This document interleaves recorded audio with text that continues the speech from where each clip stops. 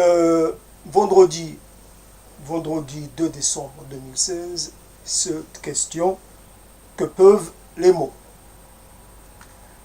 En référence à ce que j'ai entendu, à ce qui est devenu un refrain du chanteur Claire qui dit que peut une chanson, etc., qui pose la question. Euh, Chanson qui est devenue comme un hymne de résistance, comme un chant de résistance, euh, sauf que c'est une chanson qui est quand même, qui parle du Chili et qui est très datée, donc ça fait, il y a un petit malaise, un petit problème d'adéquation avec les temps. Nous sommes, là j'étais en train d'écouter quelques soliloqueurs, quelques exégètes qui expliquent le destin contrarié de celui qu'on appelle président de la République et qui a pour nom et prénom François Hollande. C'est qui est c'est fou, c'est fou, puisque c'est un mot qui peut être assez indiqué en ces circonstances. C'est fou ce que quelques minutes de paroles peuvent déclencher comme torrent de mots et d'explications et de considérations de toutes sortes et d'explorations dans le temps pour comprendre des va-et-vient infinis. Cela montre à quel point certaines personnes tiennent quelque part, ont de l'importance, ce qu'ils peuvent dire, faire ou ne pas faire, et répercuter, et en fait constitue un peu la matière à événement. Mais pour revenir sur la question qui est posée, que peuvent les mots? Nous sommes quelque part faits de mots. Notre matière, quelque part,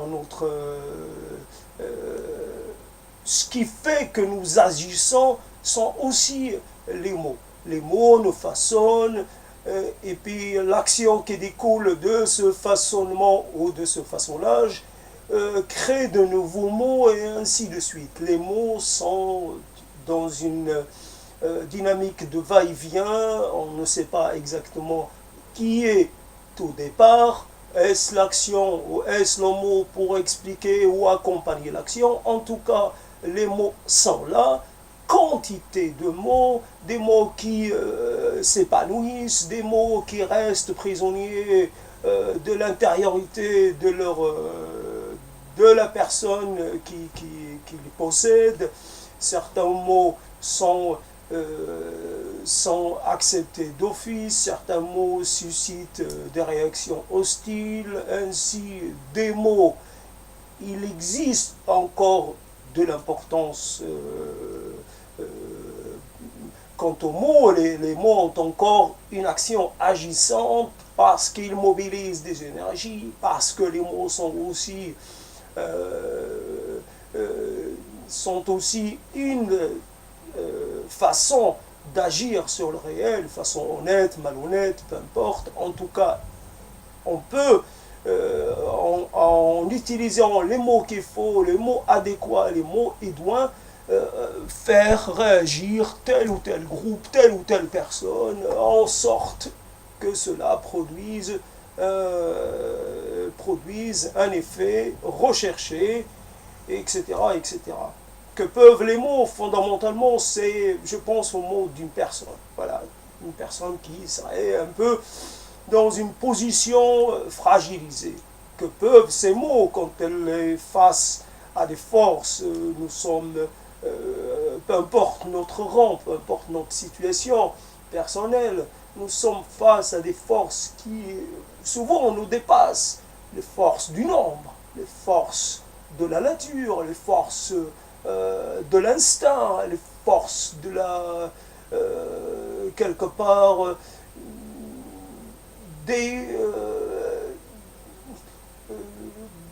de l'esprit du temps, de ce qui est en fait de l'idéologie du temps, de la dispositif social du temps. Nous sommes pris dans des dans une complexité qui nous gouverne finalement. L'individu a peu d'importance, a peu de possibilités d'agir pour faire en sorte d'infléchir le cours des événements en sa faveur, si ce n'est sur des éléments très périphériques. Nous pouvons à certains moments agir et cette action va avoir des répercussions sur le long terme, sur notre vie, mais ça ne concerne que notre vie en propre et ça ne va pas très loin. Nous participons de quelque chose qui est plus grand que nous, qui sera toujours plus grand que nous, qui sera toujours impossible à dominer, impossible à gérer. Nous pouvons avoir une action sur le court, le moyen terme. Nous pouvons constituer un groupe, agir, changer, ce qu'on appelle le cours de l'histoire. Cependant, l'histoire se moque de nos actions et fondamentalement certaines choses, et comme un retour à l'équilibre, notre action se dilue à certains moments dans le cours un peu intemporel du temps, dans le cours un peu indifférent du temps. Le temps, voilà, l'élément important, c'est la pérennité de notre action. Où le temps fait des faits de manière assez naturelle.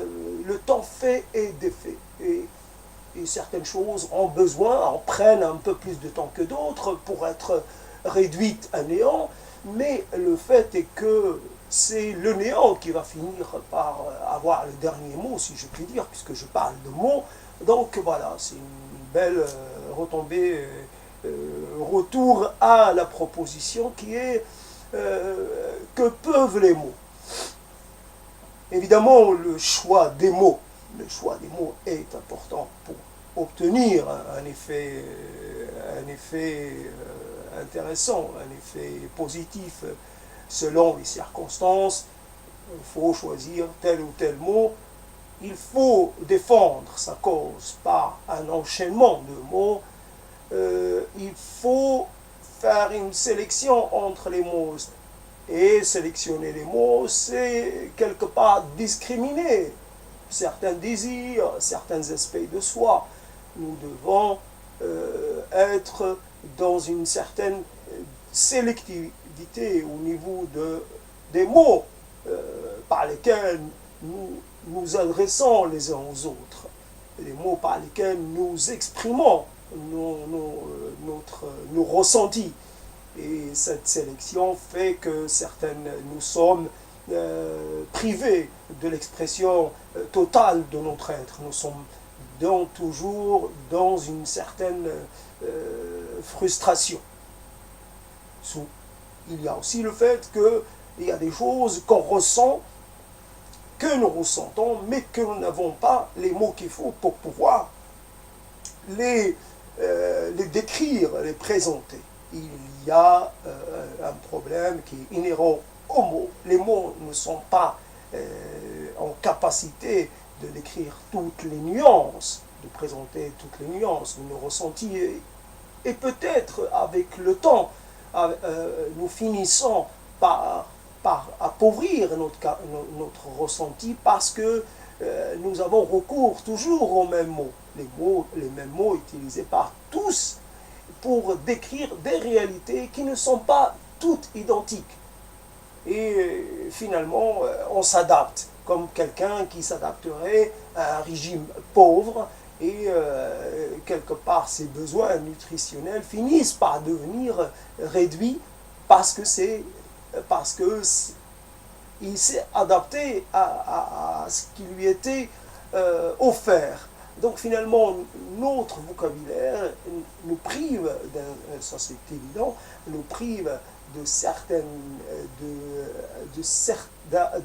d'exprimer une palette d'exprimer la richesse de nos ressentis.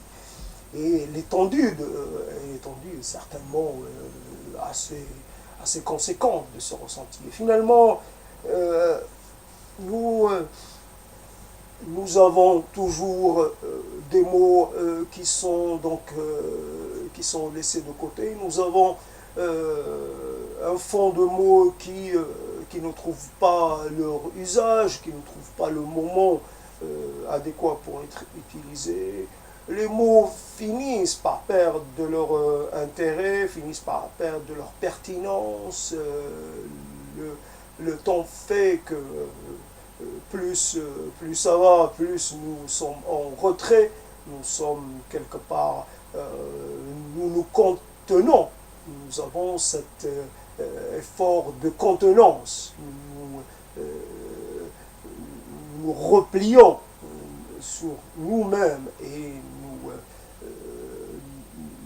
nous laissons de côté l'extérieur parce que l'extérieur nous oblige à cela. L'extérieur n'est pas toujours dans une capacité d'écoute souhaitée. La qualité de l'écoute, la qualité de la réaction est souvent assez décevante. Et nous sommes dans que peuvent les mots. Les mots, fondamentalement, cela dépend des situations, cela dépend des instants, cela dépend des circonstances, certaines circonstances. Le problème, c'est aussi au niveau des mots, nous sommes quelque part un peu dans l'impossibilité de percevoir pourquoi nous sommes dans une certaine vraie communication. Nous avons ce désir et ces mots qui peuvent des fois être en décalage total avec la réalité des autres. Et c'est la rencontre des mots des uns et des autres qui fait peut-être, qui peut faire avancer les choses. Souvent, certains discours ne s'unissent pas, ne se réunissent pas et ne s'harmonisent pas, et fondamentalement il y a des incompréhensions de part et d'autre, il y a la naissance, il y a des distances qui continuent de se creuser. Et fondamentalement, les mots ne sont souvent qu'un outil, mais qu'un outil dérisoire, ne sont souvent qu'une illusion sur une possibilité d'action, une possibilité, une illusion sur un pouvoir que nous aurions, sur une capacité que nous aurions à faire réagir, à faire agir, et que fondamentalement, plus on avance dans la vie, plus nous devons réaliser à quel point nous sommes impuissants avec nos mots, avec les mots, sans les mots, impuissants dans nos actions, impuissants à créer des dynamiques, à créer des accompagnements, impuissants à agir de façon pérenne. Nos perceptions sont ramenées à une certaine raison. Nous devons, comment dire, nous devons non pas renoncer, mais nous devons reconnaître notre faiblesse, notre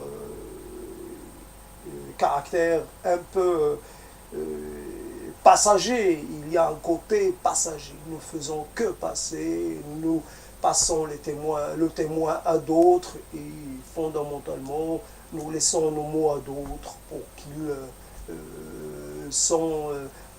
en usent à leur manière. Il y a cette transmission au niveau des mots pour on ne sait pas jusqu'à quand. Évidemment, il y a des changements. Certains mots sont perçus différemment et seront perçus différemment, et ainsi notre existence peut-être disparaîtra de façon complète avec la disparition de nos mots. Et voilà.